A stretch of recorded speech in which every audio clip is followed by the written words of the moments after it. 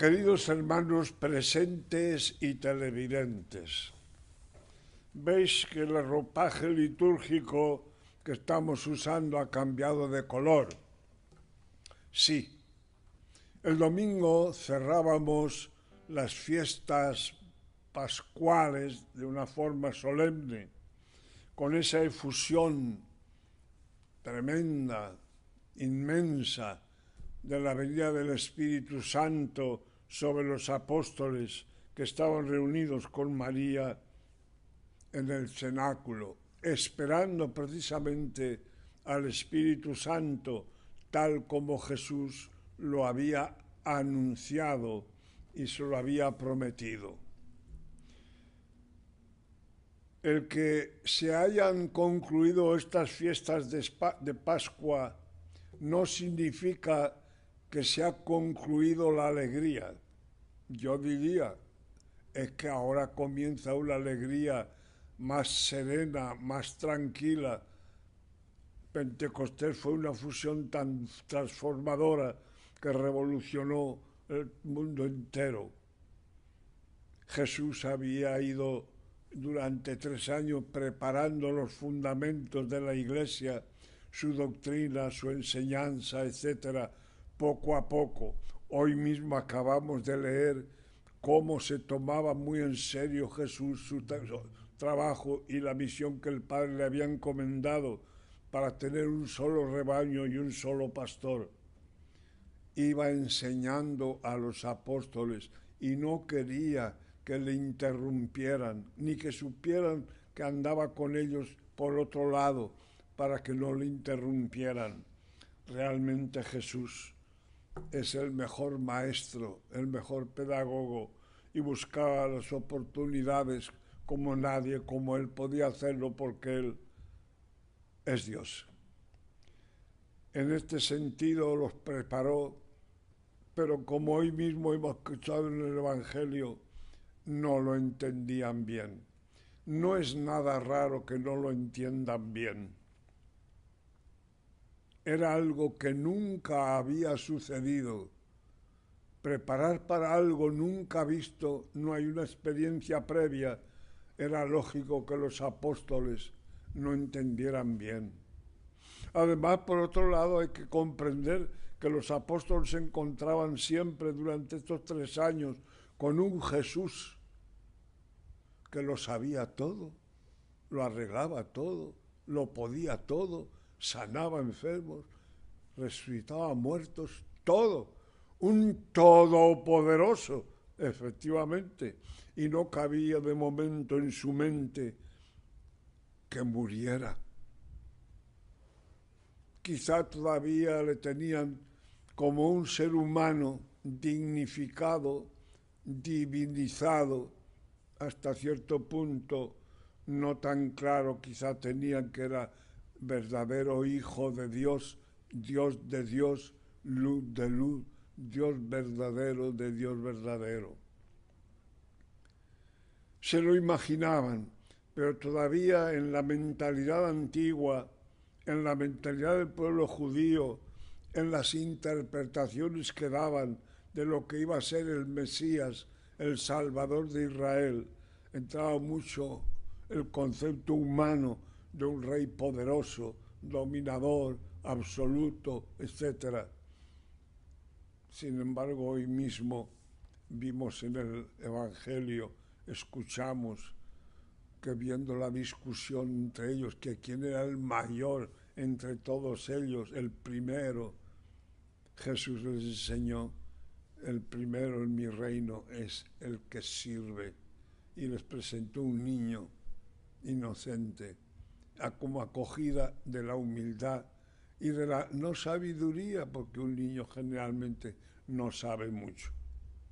Todo esto nos hace pensar que a ellos también les costó mucho engranar en el periplo de doctrina fundamentalísima, pero totalmente nueva, que les estaba presentando Jesús. Sobre todo, no entendían que ese poderoso maestro sabio, sapientísimo, tenía que morir. Y sin embargo, les fue enseñando, si no muero, no cumplo la misión de mi Padre. Más adelante irían hablando más y entendiendo mejor, pero siempre tuvieron esa dificultad. Incluso como vemos en el Evangelio, y en otro Evangelio también se narra expresamente como cuando predicaba Jesús esto y había personas de fuera, entre ellos las madres de los Zebedeos. La misma mamá le proponía, mira Señor, cuando estés en tu reino, que un hijo mío esté a tu derecha y otro a la izquierda. No sabéis lo que pedís. Sí vais a tener un sacrificio y un bautismo de sangre, pero los puestos están ya señalados por Dios Padre. Y volvió a repetir, en mi reino el primero es el que sirve a todos. Tenemos que entrar en esta dinámica y aunque acabaron las fiestas pascuales, saber que no ha acabado la alegría, porque la alegría precisamente viene de ir reconociendo con mayor capacidad, con mayor claridad, que es Dios el que nos ha redimido por su infinita misericordia y bondad.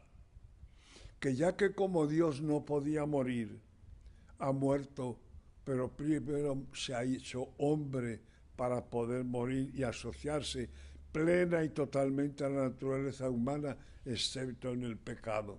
Y así fue entrando en la mente de los apóstoles y de los cristianos en ese curso de vida, en ese camino tan especial del Señor, en esas maravillas que hacía Él, esas como contradicciones, paradojas.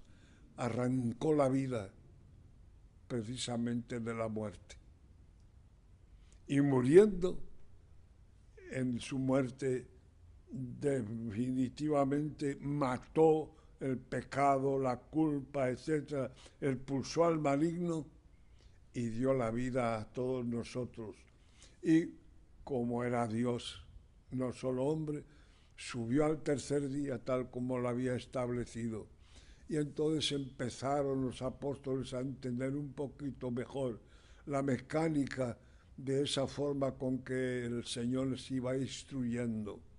Así todo todavía estaban muertos de miedo, encerrados en el aposento alto, esperando al Espíritu Consolador, al defensor, al abogado, tal como se había prometido, y que Jesús mismo había dicho, si yo no me voy, Él no puede venir, tengo que marcharme.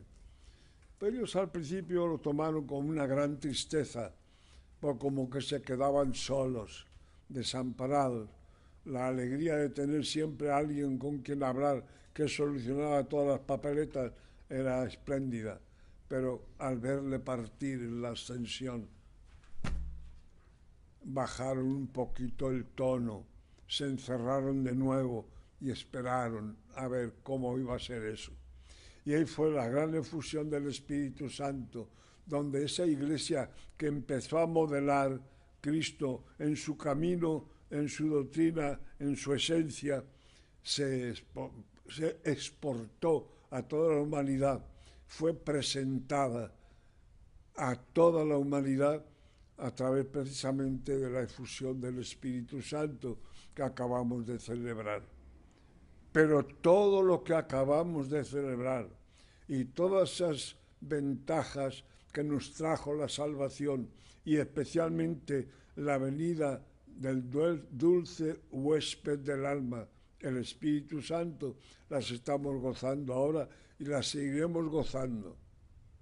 Celebramos aniversario, pero no ha bajado la gracia de Dios, no ha bajado el amor de Dios, no ha bajado nada de lo mucho que nos entregó Jesús y que nos entregó prácticamente todo el ser de la naturaleza de Dios dentro de nosotros, con la inhabitación dentro de nosotros del Espíritu Santo.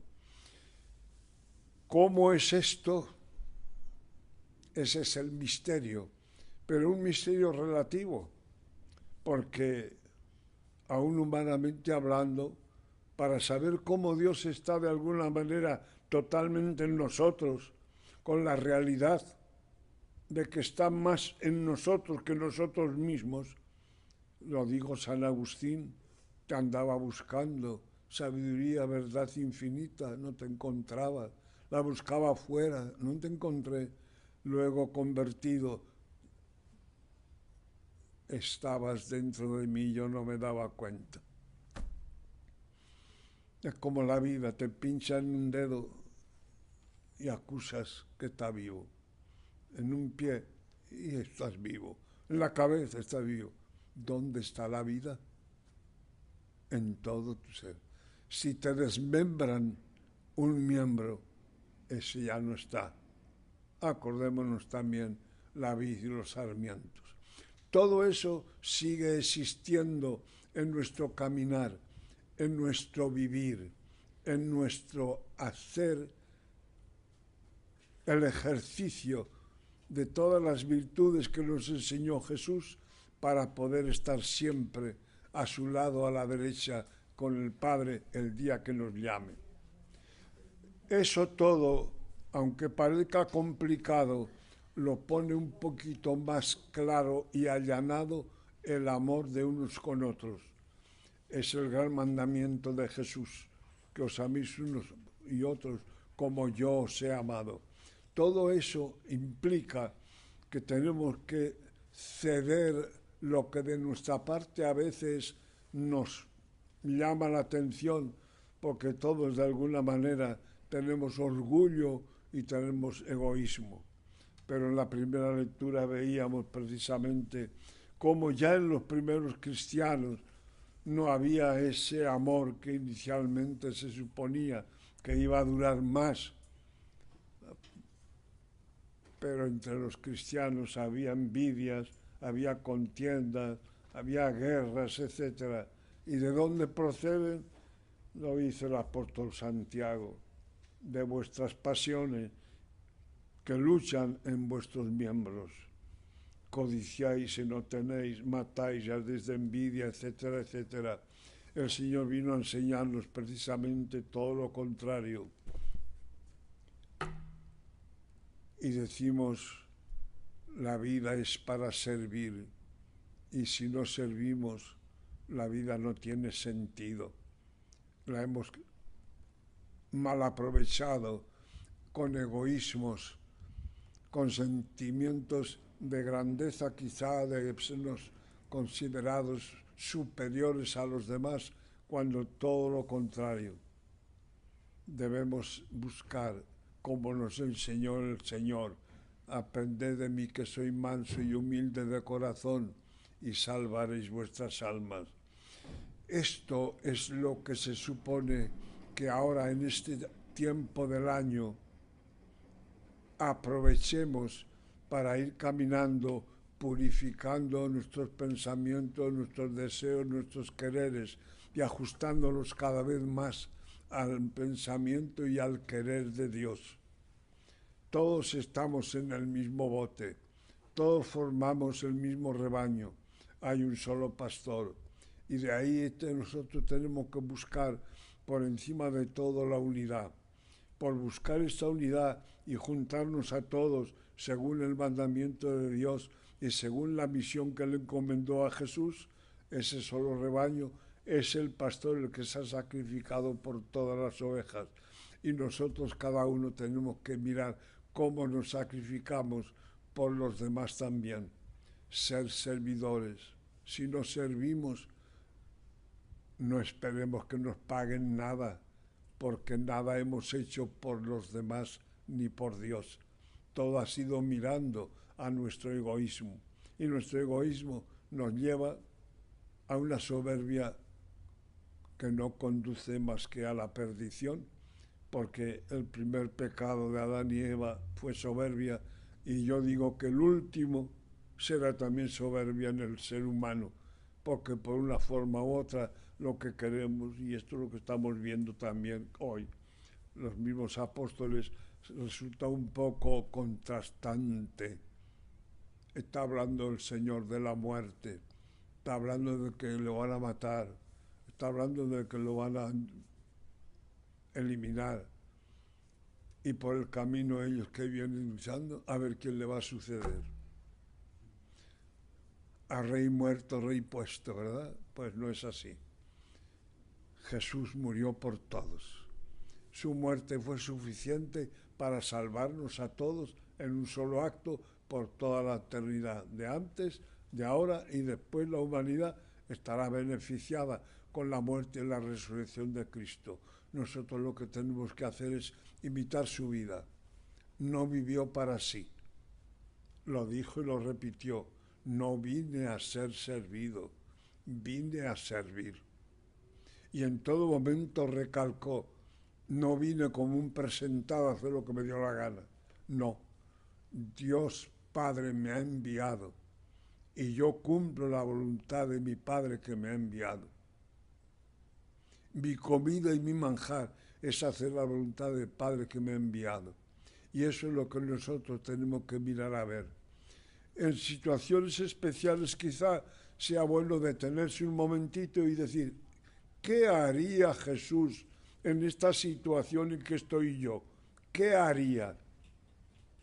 Reflexionar y con sinceridad, con la luz del Espíritu Santo, escuchar la respuesta de Dios. Y Dios quiere esto, esto es lo que debo hacer, porque no vine a hacer mi voluntad. Vine como mi maestro, como mi redentor, como mi salvador, a hacer la voluntad del Padre, que me ha traído a la vida como un regalo que yo no merecía, ni podía merecer porque yo no existía. Y me ha traído a la vida con amor, por amor. Y yo por amor debo de agradecerle eso que me da. Y la manera de agradecerle lo que me ha dado y lo que me está constantemente dando es precisamente hacer su voluntad. La oración del Padre Nuestro, hágase tu voluntad en la tierra como en el cielo. Esa es nuestra misión, esa es nuestra encomienda, hacer todo lo posible para vivir precisamente ese evangelio que nos ha dado y nos ha entregado el Señor. Que a veces es difícil, ¿de acuerdo? Pero la vida de Jesús no fue un guame, fue todo difícil y terminó en la cruz.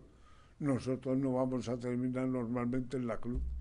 Sí, de vez en cuando nos crucifican, porque a veces eso que tienes al lado es un enema, pero hay que saber tolerar, hay que saber esperar, hay que saber soportar, porque ¿y lo que me soportan a mí?